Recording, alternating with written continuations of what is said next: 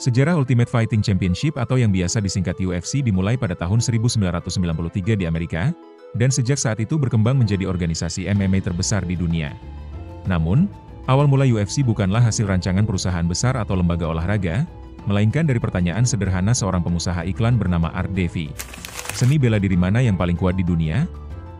Art Davie bukanlah seorang petarung.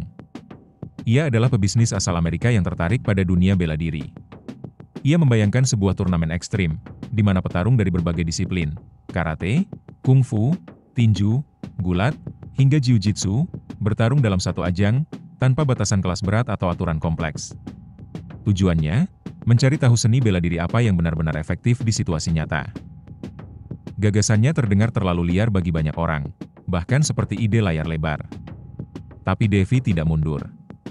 Ia terus mencari mitra yang percaya pada visinya, dan disinilah ia bertemu dengan Rorion Gracie, tokoh penting dalam keluarga yang menciptakan Brazilian Jiu-Jitsu.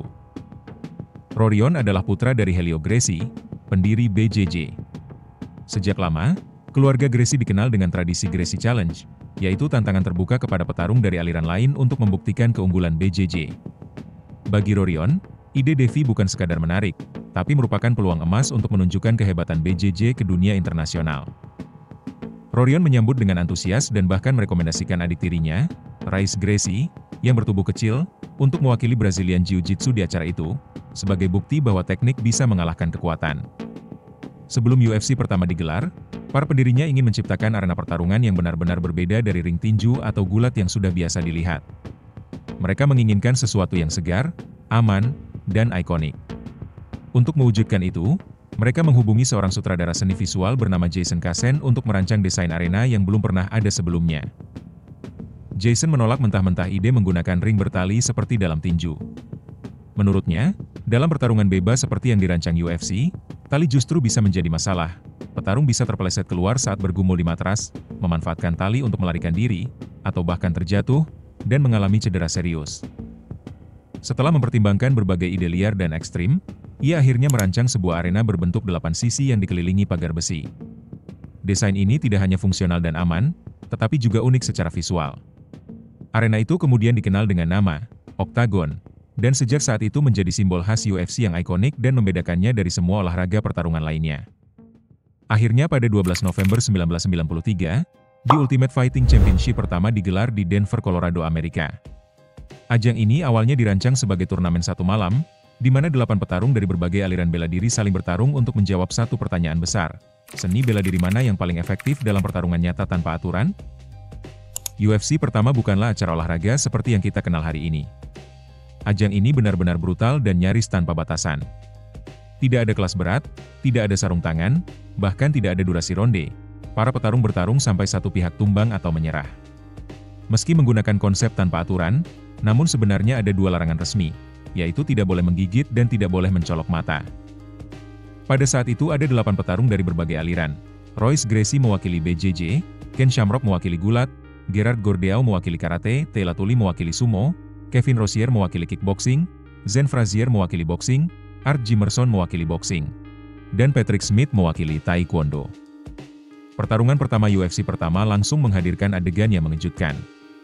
Gerard Gordeau, seorang kickboxer asal Belanda, menghadapi Teila Tuli, petarung sumo raksasa dari Hawaii. Baru beberapa detik setelah bel berbunyi, Tuli berusaha maju dengan serangan awal, namun kehilangan keseimbangan dan tergelincir. Tanpa membuang waktu, Gordeau melayangkan tendangan brutal ke wajah Tuli, membuatnya langsung tumbang di atas matras. Akibat tendangan itu, gigi Tuli copot, sebuah adegan yang langsung jadi simbol betapa liar dan nyata pertarungan ini. Pertarungan kedua tak kalah sadis. Kevin Rosier, seorang kickboxer berbadan besar, menghadapi Zane Frazier, seorang petinju. Setelah Frazier tertekan oleh pukulan bertubi-tubi dan terjatuh, Rosier pun mulai menginjak kepalanya. Tim Frazier pun langsung melempar handuk ke dalam arena, menyatakan menyerah demi menyelamatkan keselamatan petarung mereka. Ini adalah pengingat betapa minimnya perlindungan dan aturan di awal era UFC. Namun yang paling mencuri perhatian adalah Royce Gracie, seorang petarung kurus dari Brasil dengan teknik BJJ. Tanpa otot mencolok atau gaya bertarung agresif, Royce dengan tenang mengalahkan lawan-lawannya yang jauh lebih besar hanya dengan teknik kuncian dan grappling. Dalam satu malam, Royce mengalahkan 3 petarung dan keluar sebagai juara UFC pertama. Lebih dari sekadar menang, Ia mengguncang dunia bela diri dan memperkenalkan BJJ sebagai seni bertarung yang efektif di dunia nyata, bahkan melawan lawan yang secara fisik lebih dominan. Pertunjukan Royce Gracie malam itu menjadi titik balik besar yang mengubah arah sejarah pertarungan modern. Bagi sebagian besar orang, UFC kala itu terasa seperti pertarungan jalanan yang difilmkan, kekerasannya tampak mentah dan nyata, jauh dari kesan terkontrol seperti tinju atau bela diri tradisional. Tidak ada sarung tangan, tidak ada waktu ronde, dan hampir tanpa aturan. Inilah yang membuat banyak pihak merasa resah. Puncak kontroversi terjadi pada tahun 1996, ketika seorang senator berpengaruh dari Amerika, John McCain, menonton rekaman UFC pertama. Ia terkejut dan merasa mual dengan apa yang ia lihat, menyebut UFC sebagai sabung ayam versi manusia, karena dianggap terlalu brutal dan tidak manusiawi. McCain tidak berhenti di situ. Ia memimpin kampanye nasional untuk melarang UFC, bahkan mengirim surat ke seluruh 50 gubernur negara bagian agar tidak mengizinkan ajang ini digelar. Tekanan politik itu berdampak besar. Sebanyak 36 negara bagian langsung melarang pertarungan bebas seperti UFC, termasuk New York, yang bahkan membatalkan izin gelaran UFC 12 hari sebelum acara, memaksa panitia memindahkannya ke kota kecil di Alabama, lokasi yang jauh dari sorotan media dan prestis. Walaupun UFC masih bisa tayang melalui TV kabel, popularitasnya anjlok. Sponsor menarik diri, penyiar televisi menolak menayangkan, dan UFC pun mulai kesulitan secara keuangan. Ajang yang dulu ramai dibicarakan, perlahan tenggelam karena tekanan dari segala arah. Agar bisa bertahan, UFC terpaksa melakukan perubahan besar-besaran. Mereka mulai bekerja sama dengan komisi atletik di berbagai negara bagian, dan secara perlahan memperkenalkan aturan-aturan baru yang menjadikan pertarungan lebih aman, terstruktur, dan profesional. Ini adalah titik awal transformasi UFC dari ajang yang dianggap liar menjadi olahraga sah yang diakui secara resmi di dunia. Seiring berkembangnya UFC, perbedaan visi mulai muncul di antara para pendirinya. Rorion Gracie, yang sejak awal ingin mempertahankan filosofi Vale Tudo, atau pertarungan bebas tanpa aturan, akhirnya memutuskan keluar dari UFC. Ia merasa arah yang diambil organisasi sudah jauh dari ide awal yang ia perjuangkan, menunjukkan efektivitas bela diri dalam pertarungan murni tanpa batasan. Tak lama setelah itu, Art Davie juga meninggalkan UFC. Berbeda dengan Rorion, Davie memilih untuk menciptakan kompetisi alternatif bernama X-Arm, sebuah olahraga yang menggabungkan panco dengan kickboxing, di mana dua petarung bertarung, sambil tangan mereka terikat di meja panco. Setelah keluarnya Rorion dan Davie, kendali penuh atas UFC diambil alih oleh Semaphore Entertainment Group, perusahaan media milik Bob Meyrowitz. Sejak awal, SEG memang sudah terlibat sebagai mitra utama UFC, baik dari sisi pendanaan maupun distribusi televisi, terutama lewat tayangan pay-per-view. Dalam upaya menjadikan UFC lebih dapat diterima oleh publik dan otoritas, beberapa peraturan baru mulai diperkenalkan secara bertahap. Pada UFC 12, untuk pertama kalinya diperkenalkan sistem kelas berat, serta mulai melarang teknik mencolok mulut atau fist hooking. Di UFC 14, penggunaan sarung tangan menjadi wajib, dan tendangan ke kepala lawan yang sudah jatuh tidak lagi diperbolehkan. UFC 15 menambahkan larangan terhadap menarik rambut, memukul selangkangan, menyerang bagian belakang kepala, hingga melakukan sundulan. Pada UFC 21, sistem pertandingan semakin menyerupai olahraga profesional, dengan diperkenalkannya ronde berdurasi 5 menit, seperti dalam tinju atau bela diri lainnya. Perubahan-perubahan ini menjadi langkah awal dalam transformasi UFC dari ajang pertarungan ekstrim menjadi olahraga bela diri campuran yang diakui secara resmi dan lebih ramah bagi penonton umum serta regulator. Beberapa petarung yang dulunya mengandalkan teknik kasar seperti sundulan, contohnya seperti Mark Coleman, ia harus mengubah gaya bertarungnya, karena teknik itu sudah dilarang. Meski UFC mulai menerapkan berbagai aturan baru, perusahaan pemiliknya saat itu, SEG, tetap berada di ambang kebangkrutan. Banyak negara bagian masih melarang acara mereka, tayangan di televisi kehilangan peminat, sponsor mundur, dan secara finansial UFC nyaris kehabisan napas. Pada awal tahun 2001, dua saudara pemilik jaringan kasino besar, Frank dan Lorenzo Fertitta, datang menemui pihak SEG dan menawarkan untuk membeli UFC. Meski kondisi organisasi saat itu sedang terpuruk, mereka melihat potensi besar di balik nama UFC yang sudah dikenal luas, baik oleh pendukung maupun pengkritiknya. SEG akhirnya menyetujui tawaran itu dan menjual UFC seharga 2 juta dolar Amerika, sekitar 19 miliar rupiah pada waktu itu. Fertitta bersaudara kemudian membentuk perusahaan baru bernama Zuffa LLC sebagai pemilik dan pengelola resmi UFC. Langkah ini sempat dianggap gila oleh banyak pihak, bahkan pengacara Lorenzo Fertitta sendiri mempertanyakan keputusan tersebut. Mereka menilai Lorenzo tidak membeli aset nyata, tidak ada gedung, tidak ada fasilitas, hanya sebuah merek dan beberapa kontrak petarung. Namun Lorenzo punya pandangan berbeda. Ia berkata, yang saya beli adalah 3 huruf paling berharga, UFC. Entah orang suka atau tidak, mereka pasti punya reaksi ketika mendengarnya. Sebagai mantan anggota Komisi Atletik Negara bagian Nevada, Lorenzo memanfaatkan jaringannya untuk melegalkan UFC di Nevada pada tahun 2001. Ini adalah langkah besar, karena Nevada, khususnya Las Vegas, merupakan pusat olahraga pertarungan dunia. Dari sana, UFC mulai bangkit. Hubungan antara Frank dan Lorenzo Fertitta dengan Dana White sudah terjalin jauh sebelum UFC berada di tangan mereka. Ketiganya berasal dari Las Vegas, dan sudah lama menjalin pertemanan. Dana White saat itu dikenal sebagai pelatih dan manajer tinju serta MMA. Ia aktif melatih beberapa atlet, dan salah satu muridnya adalah Lorenzo Fertitta, yang juga punya minat besar terhadap dunia bela diri. Dari sesi latihan itu, tumbuh kedekatan yang bukan hanya personal, tapi juga membuka jalan bagi Dana untuk masuk ke dunia bisnis olahraga. Kecintaan mereka terhadap dunia pertarungan membuat Dana dan Lorenzo semakin sering berdiskusi, tak hanya soal teknik bertarung, tetapi juga soal potensi bisnis di baliknya.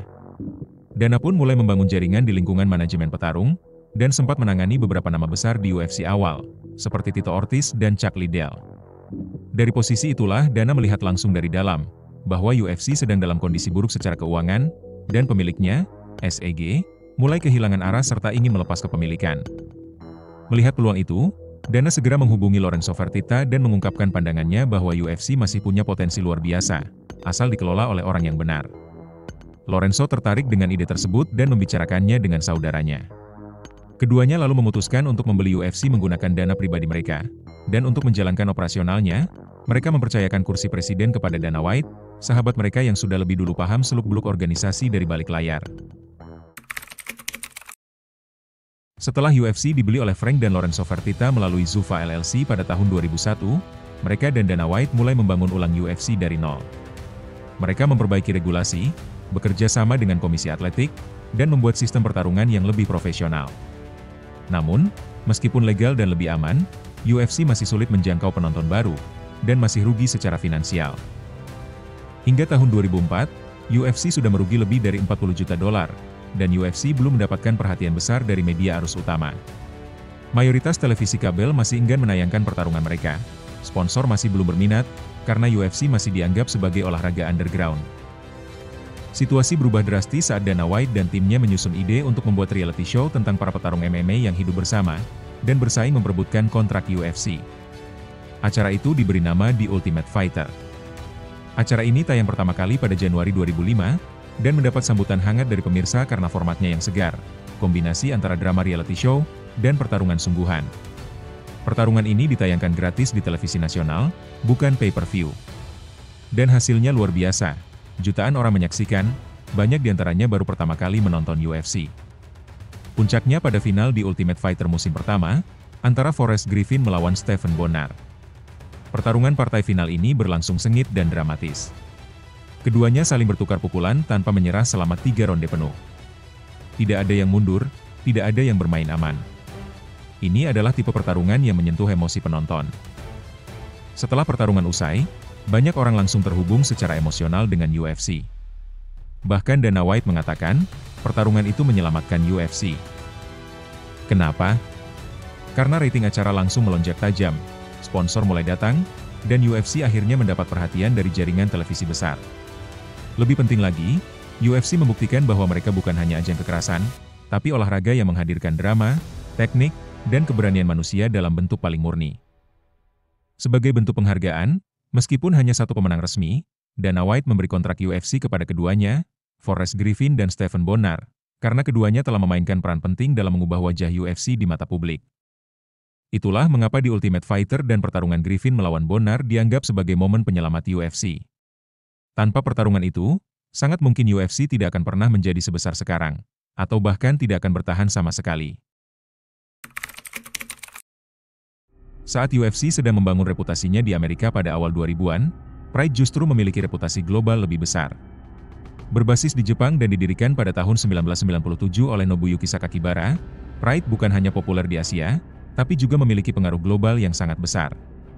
Dari segi kualitas petarung, produksi acara, hingga atmosfer pertarungan, Pride dianggap berada di level yang lebih tinggi dibandingkan UFC saat itu. Pride dikenal karena produksinya yang megah dan penuh teatrikal, hampir seperti pertunjukan musik atau pro wrestling Jepang. Acara-acaranya digelar di stadion besar seperti Tokyo Dome yang bisa menampung puluhan ribu penonton. Atmosfer yang diciptakan terasa dramatis dan heroik, lengkap dengan cahaya, musik, dan pengenalan petarung yang megah. Dari sisi aturan, Pride memiliki gaya bertarung yang lebih bebas dibanding UFC. Teknik seperti tendangan ke kepala lawan yang sudah jatuh, serangan lutut ke kepala saat di ground, menciptakan dinamika pertarungan yang sangat agresif dan eksplosif. Di era keemasannya, Pride menjadi standar emas MMA global, dan banyak yang percaya bahwa siapapun yang berjaya di Pride, benar-benar adalah petarung terbaik di dunia. Namun pada tahun 2007, Pride mulai menghadapi masalah besar. Media Jepang mengungkap bahwa perusahaan induk Pride memiliki koneksi dengan kelompok Yakuza. Akibat skandal tersebut, sponsor-sponsor besar di Jepang menarik dukungannya, televisi Fuji TV menghentikan kontrak siaran dengan Pride, padahal itu sumber pendapatan utama. Hal itu membuat acara mereka mulai sepi dan keuangannya goyah. Melihat kondisi tersebut pada 27 Maret 2007, UFC mengumumkan bahwa mereka telah mengakuisisi Pride. Meski nominalnya tidak pernah diumumkan secara resmi, laporan menyebut bahwa pembelian ini berkisar 65 hingga 70 juta dolar atau setara 647,5 miliar rupiah pada zaman itu.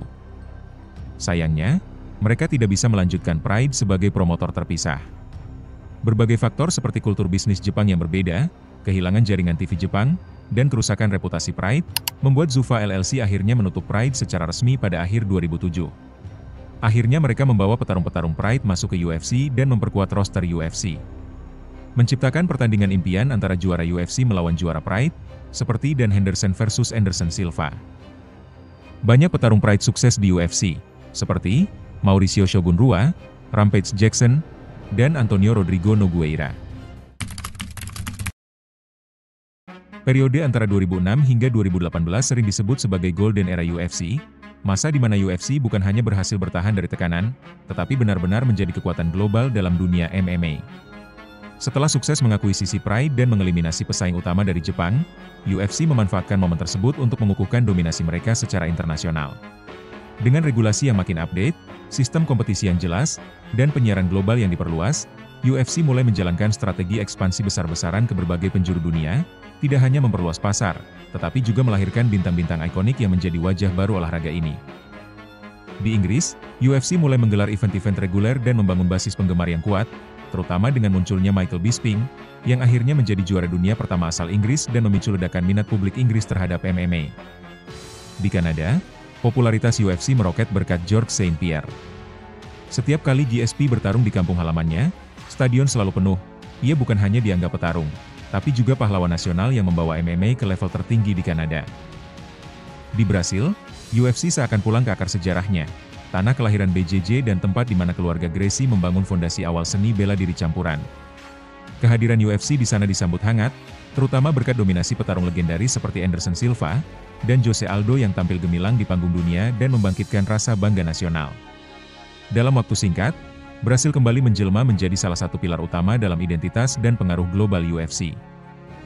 Sementara itu, di Asia, UFC mulai membangun kehadiran lewat event besar di Jepang, Korea Selatan, dan China.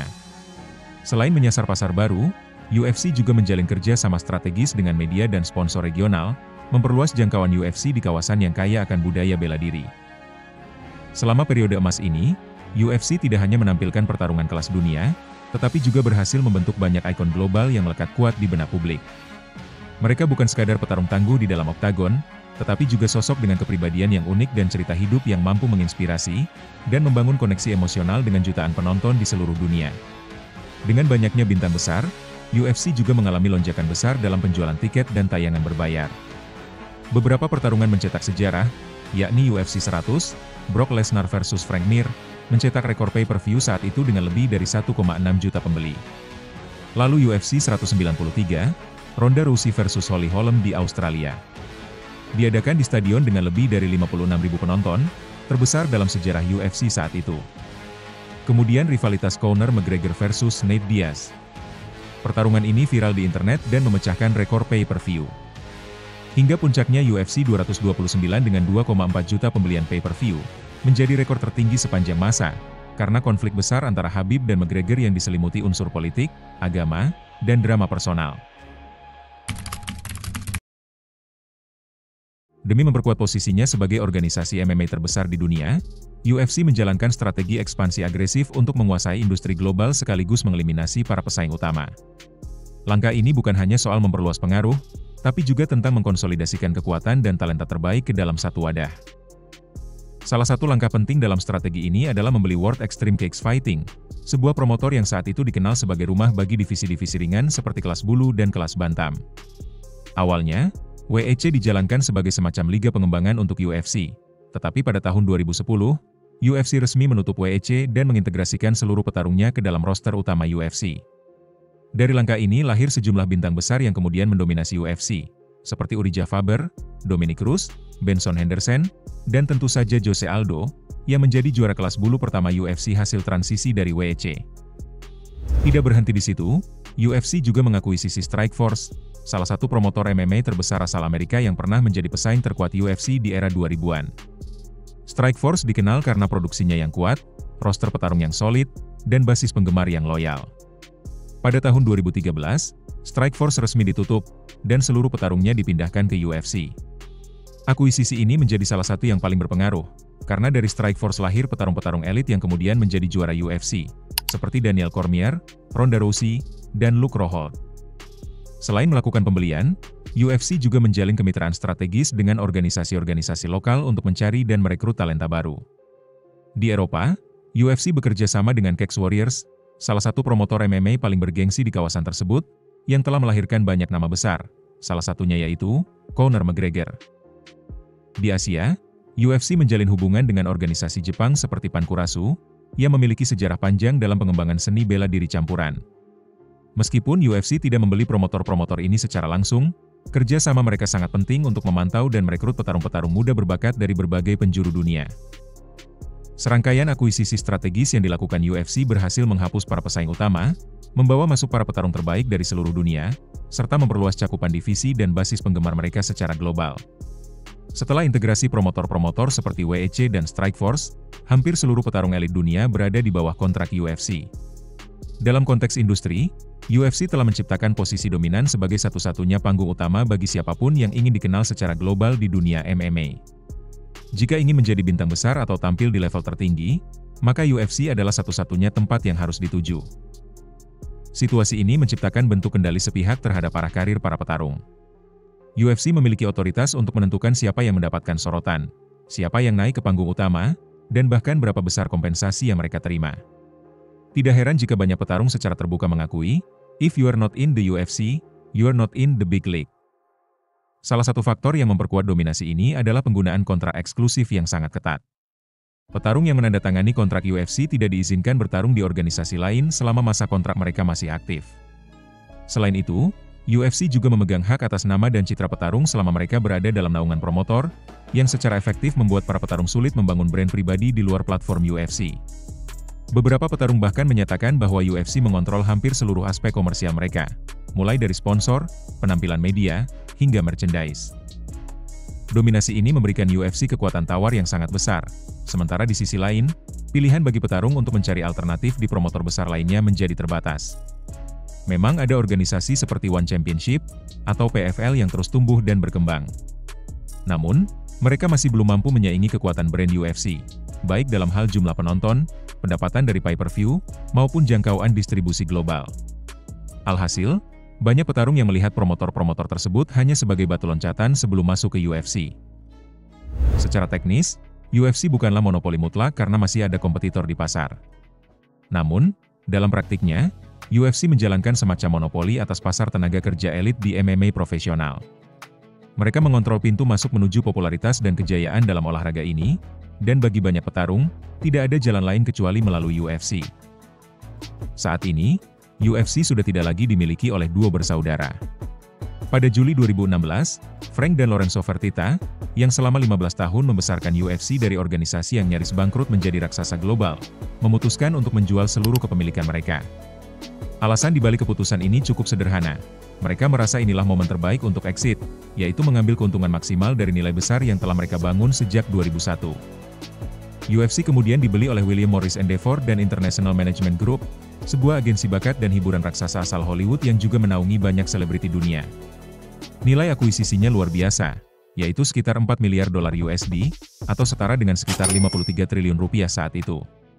Angka ini menjadikannya salah satu akuisisi terbesar dalam sejarah industri olahraga, apalagi jika dibandingkan dengan harga beli UFC sebelumnya yang hanya 2 juta dolar USD di tahun 2001.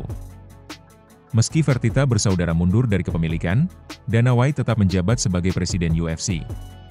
Ia bahkan ikut memiliki sebagian kecil saham.